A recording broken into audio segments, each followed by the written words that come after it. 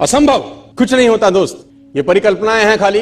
और मैं आज तो आपको बहुत ईमानदारी से और 12 साल के तजुर्बे का निचोड़ निकाल के बता सकता हूं कि इस दुनिया में असंभव नाम का कोई शब्द होता ही नहीं है। इंसान कभी भी चंद्रमा पर नहीं पहुंच सकता, पृथ्वी विज्ञान की अधिकतम सीमा है। डॉक्टर ली दी फॉरेस्ट मशहूर वैज्ञानिक हुए, बहुत बड़े साइंटिस्ट हुए। एक स्टेटमेंट इन्होंने पास किया 1955 के अंदर, 1955 he passed a statement कि इंसान कभी भी चंद्रमा पर नहीं पहुंच पाएगा। It is impossible for a human being to cross Indian globe, earth globe. और पृथ्वी विज्ञान की अधिकतम सीमा है, लेकिन किसी बहरे ने इस बात सुना नहीं और पहुंच गया एक आदमी अपना बस्ता उठा के, जिसका नाम था इन 1969। और उसके बाद तो स्पेस जर्नी ऐसी हो गई जैसे आप और मैं अभी पतिया और बैंकॉक चले जाते हैं। लॉर्ड केल्विन बहुत बड़े साइंटिस्ट हुए, उनका स्टेटमेंट आया कि सिर्फ पक्षी उड़ान भर सकते हैं, हवा से भारी मशीन का उड़ान भरना असंभव है। इट इज इम्पॉसिबल कि हवा से कुछ भी भारा हो और वो उड़ सके, क्योंकि ग्रेविटी उसको गिरा देगा। लेकिन तमाचा मारा इन लोगों ने, तमाचा मारा और लिख के दिया कि हमने साइकिल के स्पेयर पार्ट से इंसानों को पक्षी बना दिया। साइकिल के स्पेयर पार्ट से इंसानों को पक्षी बना दिया। 16 साल लगे राइट ब्रदर्स को जहाज का निर्माण करने में, लेकिन इन लोगों ने उसकी बात नहीं सुनी कि जो कहते थे कि वायु का सिद्धांत तुम्हारे विपरीत है। यह बात भंवरे को कही जाती थी कि भंवरा वायु के सिद्धांत के कारण कभी जीवन मोड़ नहीं सकता, क्योंकि उसके पंख उसके शरीर से हल्के रहते हैं। लेकिन भंवरा साला किसी स्कूल में गया नहीं आज तक। माई doctor told me I will never walk again. मेरे डॉक्टर ने मुझे कहा कि तुम कभी चल नहीं सकोगी। My doctor told me you will never walk again. My mother told me I would, and I believed my mother rather than doctor. Wilma Rudolph एक ऐसी एथलीट हुई जिनको पोलियो था जिनको डॉक्टर ने कहा तू चल नहीं सकती, मां ने कहा तू चल सकती है। उसने कहा मैंने डॉक्टर की बात नहीं मानी, मैंने अपनी मां की बात मानी। 3 ओलंपिक गोल्ड मेडल जीती है लड़की, 3 ओलंपिक गोल्ड मेडल, जिसको डॉक्टर कह रहा है कि तू चल। लेकिन मां क्या बोलती है?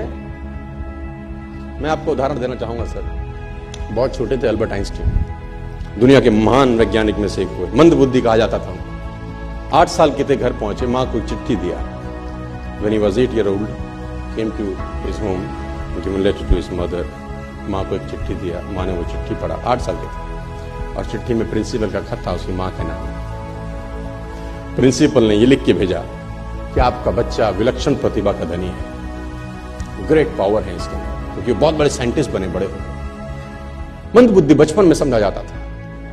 आपका बच्चा विलक्षण प्रतिभा का धनी है, इसके अंदर असीम संभावनाएं हैं। तो हमारा स्कूल, हमारी मैनेजमेंट, हमारी फैकल्टी, हमारा टीचर इस लायक नहीं है कि हम आपके बच्चे को अच्छी शिक्षा दे सकें। तो it's better for you to take care of your son. आप अपने बच्चों को अपने घर में पढ़ाइए, हम लायक नहीं है कि आपके बच्चे को पढ़ा सके।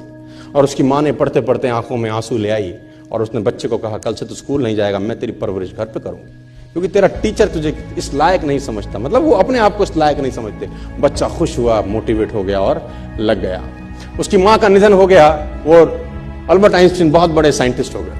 अल्बर्ट आइंस्टीन जब बहुत बड़े साइंटिस्ट हुए तो मकान शिफ्ट कर रहे थे अपना, और जीवन का सच्ची घटना वो अपनी ऑटोबायोग्राफी में लिखते हैं कि जब मैं मकान शिफ्ट कर रहा था तो एक ड्रॉस के अंदर मुझे वो व्हाइट कलर का पेपर फोल्डेड अवस्था में मिला। मुझे समझ नहीं था कि क्या है। मैंने उसको फोल्डिंग अवस्था से मिट्टी को हटा के जब खोला तो वो उस टीचर का लेटर था जो बहुत साल पहले टीचर ने मेरे हाथ में दिया था और मैंने अपनी मां के हाथ में रखा था। अब वो बड़ी उत्सुकता के साथ उस खत को पढ़ने लगे। जैसे उन्होंने खत पढ़ना शुरू किया और वो जार जार होकर रोए। उसमें लिखा था कि तुम्हारा बच्चा मंदबुद्धि है, ये हमारे स्कूल के लायक नहीं है, इसको आज के बाद हमारे स्कूल में मत भेजना, इसकी परवरिश खुद किया। मां ने उल्टा पढ़ा, मां ने उल्टा पढ़ा कि नहीं, ऐसा नहीं है, तू सब कुछ कर सकता है, तेरे हाथ पास पावर है, तेरे में प्रतिभा है, यू कैन डू वंडर्स। दोस्तों, इस दुनिया में किसी की बात मत सुनना। नेवर एवर बिलीव एनीबॉडी कि जो तुमको बोले कि तू नहीं कर सकता, कान पे मारना, बोला साले तू नहीं कर सकता, हम करेंगे।